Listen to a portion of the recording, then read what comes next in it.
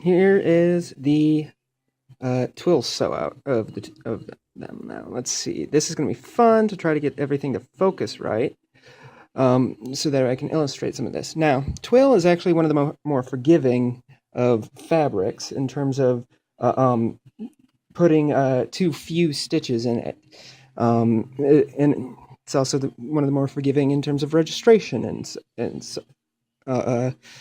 the so it's hard to this pretty much came out identical across the board with only some minor differences that you have to look kind of close for. So here we started out with the we had a tatami fill with an edge run. Now I realized I put edge runs on two of the four tests, so or actually three of the four tests. So I went ahead and did a second sew out with just the tatami and just the double zigzag, along with a just a regular zigzag.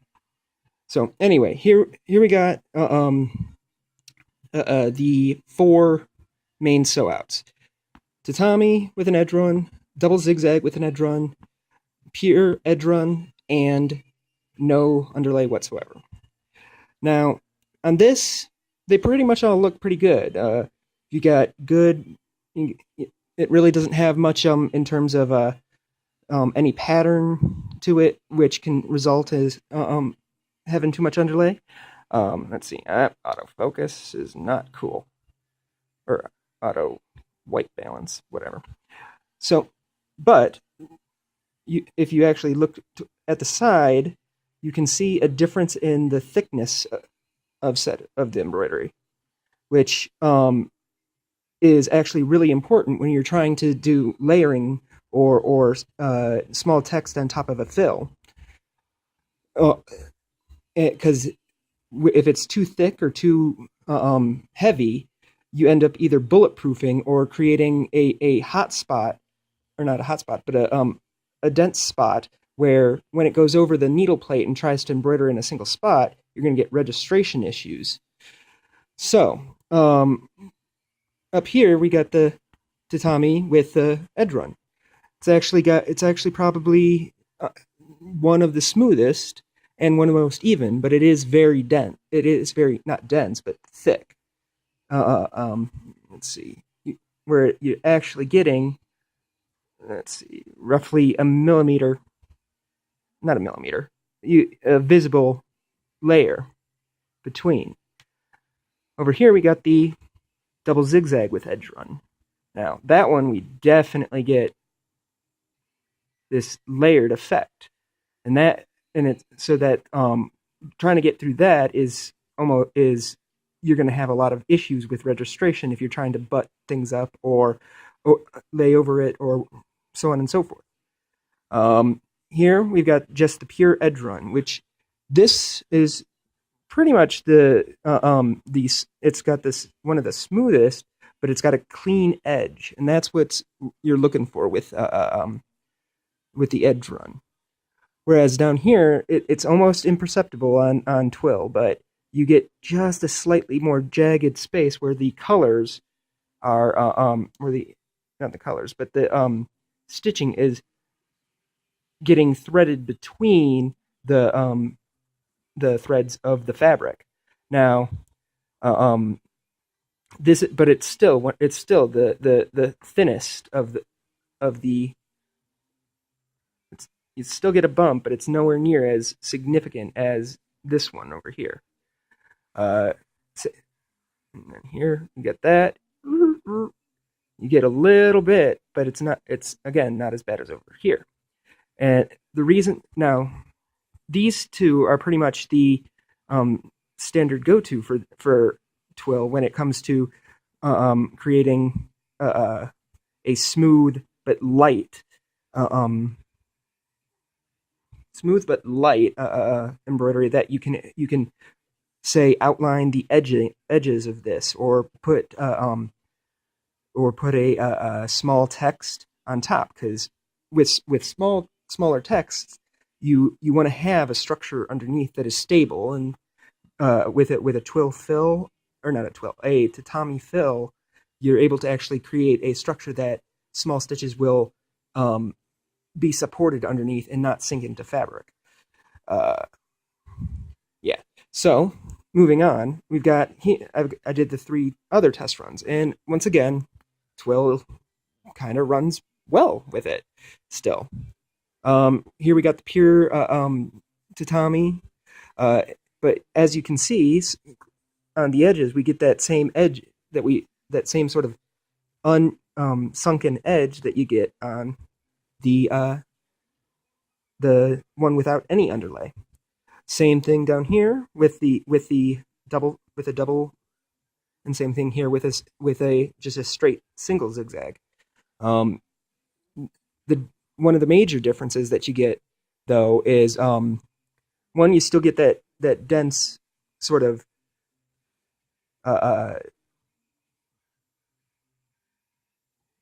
layering effect where it bubbles out just a little bit more.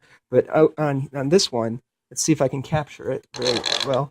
You with just a regular zigzag, which it's useful when you need to create an offset sort of underlay under certain things where it's just if you did a running stitch, the stitches are too close together. But anyway, no, sort of. One of the things that you get when you do just a normal zigzag is you still get a little bit of lofting, not as much as say this or this, but what you because on wider stitches it's actually detrimental because you get this pattern, this sort of like waggly pattern in the center of it. Ignore the edges because it stitched out slightly on an angle, but what I mean is like if you actually look at the center, you can see this sort of like this kind of wavy reflection of light that actually is terrible, especially on camera. So that's the Twill. Moving on from there, we've got our poly cotton. Oh, evil. So with poly cotton, normally you also have to consider that pull compensation and density are also a factor in all of these things. But in this case, we're trying to illustrate the effects of just underlay on the fabric. So up here we have again our edge run and tatami fill, which is it's a toss up between the two. What's nice about this on a polycotton, this is actually it actually kind of evens out how much it sinks in with how much it's lofting it. This actually, which becomes useful when you're trying to create a more pronounced artwork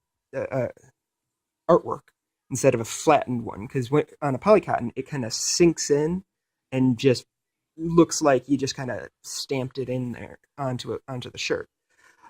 Here we have the pure edge run, and as you can see, it did not run. You get all this poke through, and that, like, you can increase the density, but what happens when you increase the density is that it's going to push even further because it's trying to layer up stitches more and more. It's like trying to shove too many cards into a wallet.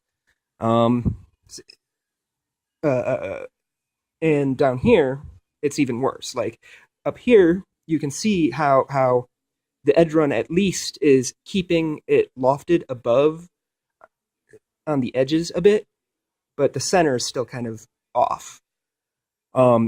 Whereas down here, it's just completely sunken in all over. Here, same thing. You still got a bit of loft in the center where the tatami was running, but because it doesn't have that nice singular edge to anchor itself to, it just doesn't go anywhere. That same down here, and same down here. It's pretty much across the board going to do that.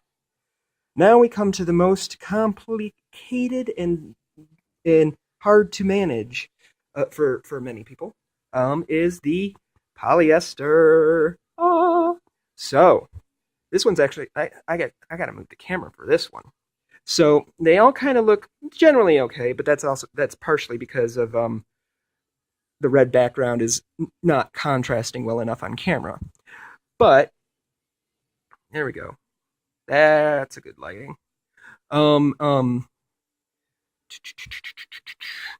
so up here it looks pretty good as a sew out, except you're getting this puckering over here that because it ran all across this way, both with the underlay and with the top stitching. Down here, it's hard to see. There is still puckering, but because it ran this way, what actually is happening, if we can get there close enough, you can sort of see in the pattern of the fabric, it is puckered, but because you've got this up here and this down here anchoring some of it, it's sort of flattening it together and just creating this textured pucker that you can only tell via the texture, whereas the rest of it's just kind of anchored down. After the first washing but as a note, after the first washing of the cutaway, this it will actually significantly pronounce as the cutaway will sort of either shrink or become less structured. It'll pucker together. The edge run is actually the best one on this one. You now, at least for the satin, like with this, you get a lot of puckering and a lot of density, which on a performance that will actually become heavy and pull stuff on its own without even just puckering. Same thing up here. Down here, this is just enough. The only problem with this one is that with a tatami fill, you get you just get this gap. Let's see, where you can see red in the center of it. So with this, you could do a center run or a thinner, lighter tatami. Like actual fill stitching, solving for fill stitch on with a on a polyester is actually a lot harder than the satin. But there's a lot of other factors in that. But anyway, and then we come down to the one without any underlay whatsoever. So we're getting a lot of the same problem that we did on some of the others, except at this point, we actually get a little bit more show through, or not a little bit more, but a little bit more sunken in on the fill. Let's see, where the center of it is almost as sunken in as the edges. Never do an underlaid thing on polyester. It just doesn't work. It also is actually one of the most puckered out of all of them. Let's see. Let's get this. Let's move the camera so I can get as best a view for the puckering edges.